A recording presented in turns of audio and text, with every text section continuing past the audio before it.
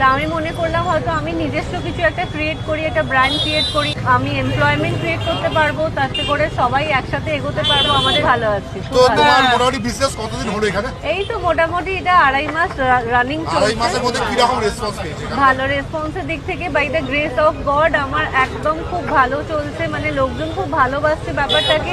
এবার সবার মধ্যে একটু পজিটিভ নেগেটিভ তো থাকেই, তো সে তো সব আমার কোনো জায়গাতেই অসুবিধা নেই, সব মিলিয়ে মিশিয়ে এগোচ্ছি, সবাইকে এগিয়ে নিয়ে যেতে চাইছি। দেখা যাক ইন কেস ফিউচারে কি হয়। তো আগে তো শুনেছিলাম তুমি অন্য প্রফেশনে ছিলে, হ্যাঁ, কি হ্যাঁ। প্রফেশনে ছিলে একটু বলো। আমার ক্যারিয়ার স্টার্ট করেছিলাম মডেলিং থেকে, তারপরে আমি ফ্লাই করলাম, তারপরে আমি কর্পোরেটও ছিলাম, এবং লাস্টলি আমি এডুকেশন ইন্ডাস্ট্রিতে ঢুকেছিলাম।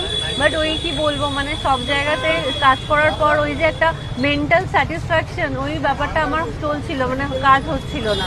তা আমি মনে করলাম হয়তো আমি নিজস্ব কিছু একটা ক্রিয়েট করি, একটা ব্র্যান্ড ক্রিয়েট করি, আমার সাথে সাথে আমি এমপ্লয়মেন্ট ক্রিয়েট করতে পারবো, তাতে করে সবাই একসাথে এগোতে পারবো, আমাদের দেশও কিছুটা উন্নত হবে। এইসবের মধ্যে দিয়ে আমি একটা নিজের ব্র্যান্ড স্টার্ট করলাম। বাকিটা কি দাঁড়াবে সেটা তোমাদের হাতে। একদম। তো এখানে তো